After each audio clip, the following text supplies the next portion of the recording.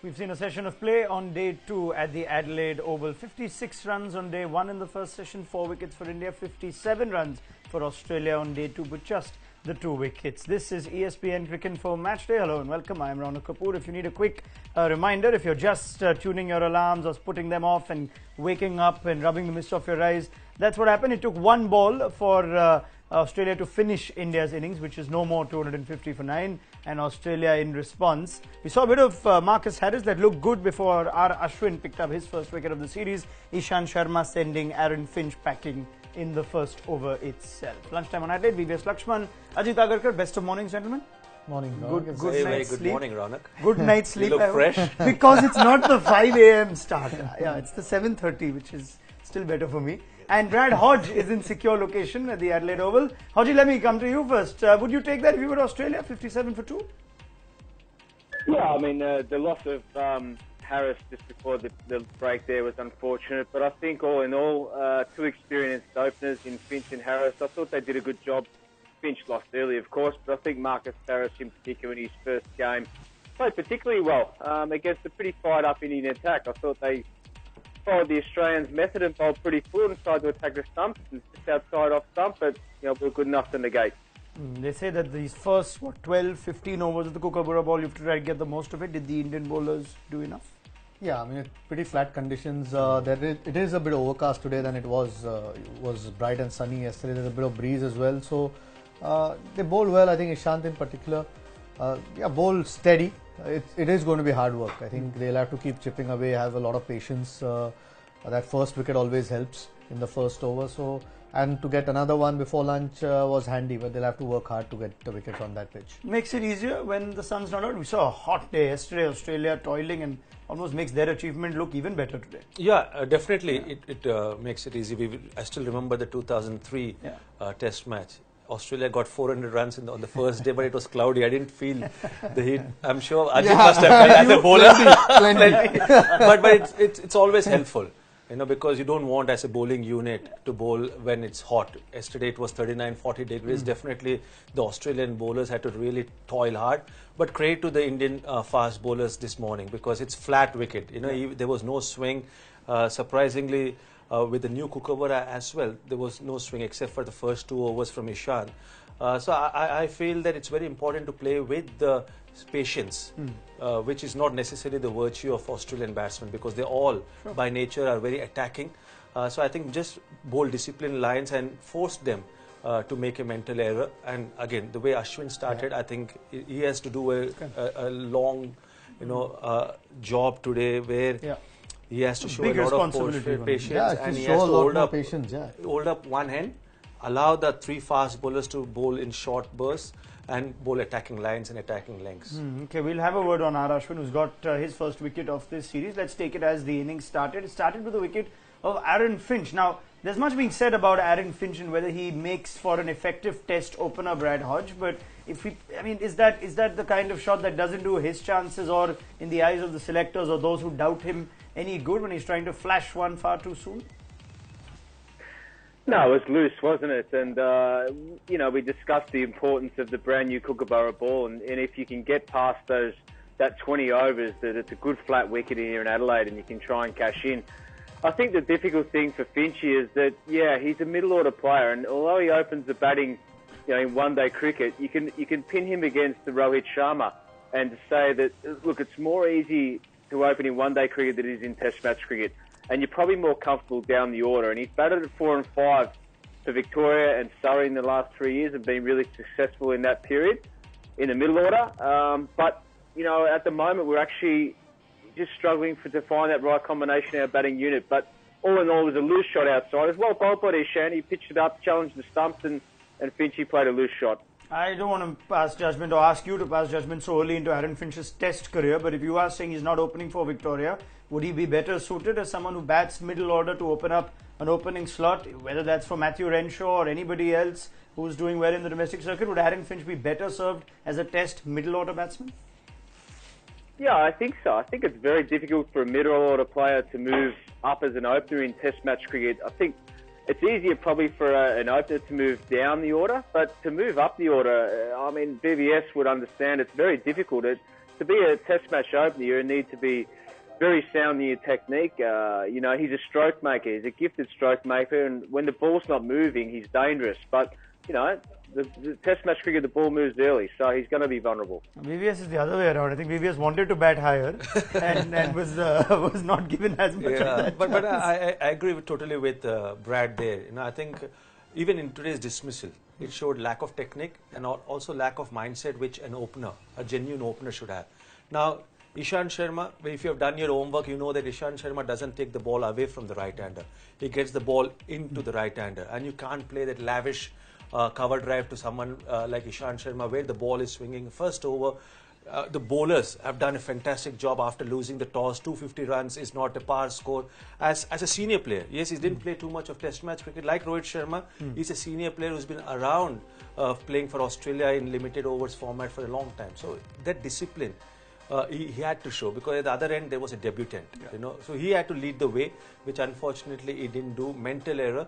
It's all about knowing the conditions, and he's been born and brought up in Australia. And you've had all of yesterday to know. If you just see out what the first half an hour and a flat wicket, and a flat wicket. So it was a great opportunity for him, probably playing his first Test in Australia.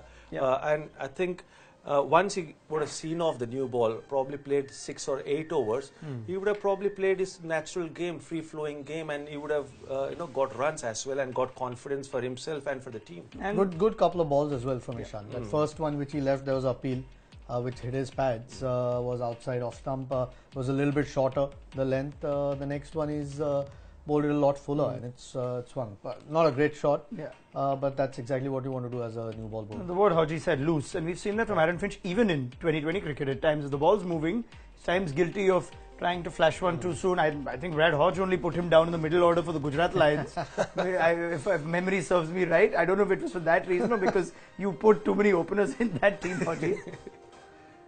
Probably just poor selection of too many openers. But look, Finchie, I think you know what VVS is spot on. As an opener, you just should be thinking, if I can just get through this new Kookaburra, the 2 new spells of Ishant and Bumrah, if you can get past that, you'll build yourself into an innings. And I think it's just lack of clarity and content. But and again, Ajit points out, full credit to the Indian bowlers. They've pitched the ball up. They've obviously learnt their lessons from the past.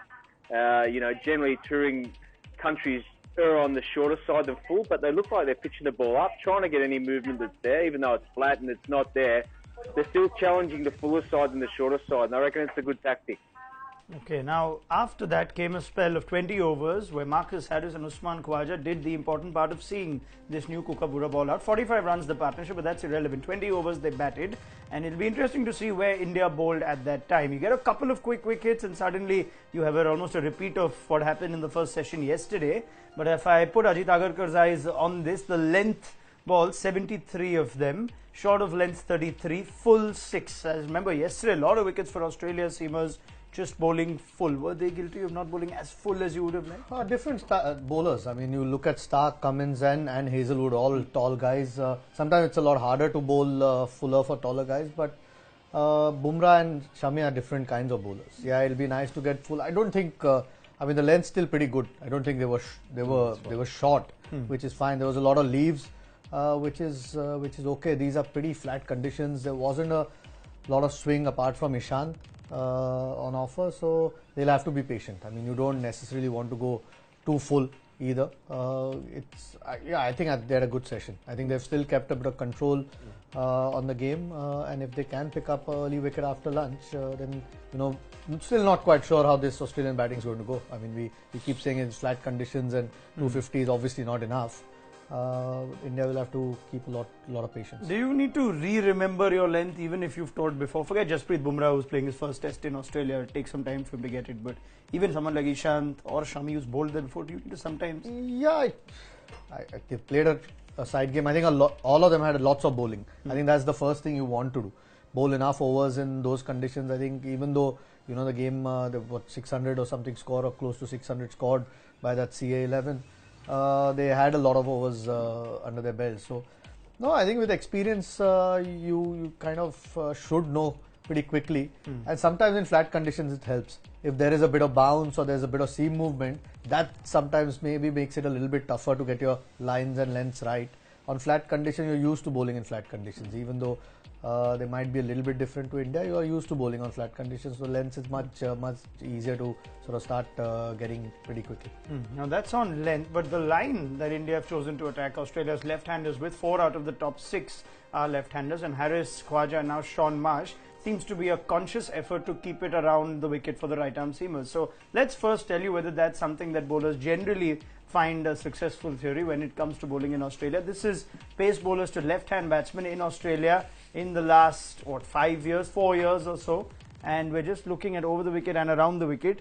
Average of 42 over the wicket and around 37, 140 wickets though, and 71% of the overs are bowled over the wicket. So that's the large chunk of it tends to be over, but there's not much of a difference in terms of at least the numbers on average and strike rate. How did India do today though in comparison to over and around? There's very little right arm over the wicket to the left-handers. If you're just trying to catch up on this first session, if you're watching from India, just 3.4 overs over the wicket, 14.5 overs around. Now, VVS, is that an advisable plan looking at the type of bowlers India has? Would you like to see a little more mixing up? I think for someone like Ishant Sharma, that's fine. You know, because Ishant Sharma to left-handers, if he bowls over the wicket, it's a very easy angle for the left-handers to leave the ball, because Ishant doesn't have the ability to consistently get the ball into the left-hand batsman. Whereas someone like Bumrah and Shami, both of them are more skillful. You know, and like example, as a right-hand batsman, I mean, Ajit can talk more about the bowling, but as a right-hand batsman, if a left-arm seamer is bowling to me round the wicket, it becomes very easy for me. Whereas if he's bowling over the wicket, for me, I think there are three or four ways of getting out. You can get out LBW, you can get bowled, or you can also get caught. You know, whereas if you're bowling round the wicket, then it becomes very easy. It's only taking the outside edge. The LBW will be out of contention. So I believe that Bumrah and Shami can bowl more over the wicket, and that will be attacking lines. You know, if you're coming around the wicket, it can be for a change, but I feel just it will be more on a defensive line. And while the wicket is flat, I still feel for a new batsman, because you see Finch, you see Usman Khawaja, Shaun Marsh is a very tentative starter. All of them are very nervy. So early on, the more balls you make them play, I think you get more opportunity to take wickets, you know, and that's something which India should look at, you know, because you don't want the Australian batsmen to settle down. Jasprit Bumrah bowled 2 balls in his first over the wicket. Was probably guilty of overcompensating on the line, and then came around the wicket ever since. Yeah, unless they've seen something in Harris that they know that he's vulnerable down the stump, I think that was too early. Because we've seen Bumrah can still bowl an outswinger to a right-hander or in-swinger to a left-hander.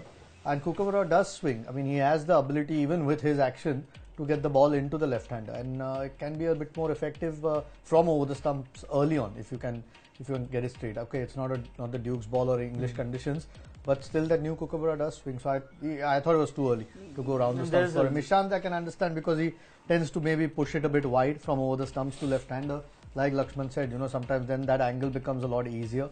So for him to come round the stumps, he troubled Alistair Cook just by bowling that all through the summer, and you could see Ishant Sharma likes that against the left-hander. But there was this memorable wicket of Keaton Jennings from Bumrah, I think, over the wicket, where we saw he could have a natural, genuine in-swinger to the left-hander that could trouble him. Would he not be able to get that with the Kookaburra ball? He should be. I mean, if there is any swing on offer, I mean, I'm not saying it will happen every day, but if you do move round the stumps after 2 balls, I don't think you're looking to bowl that ball at all.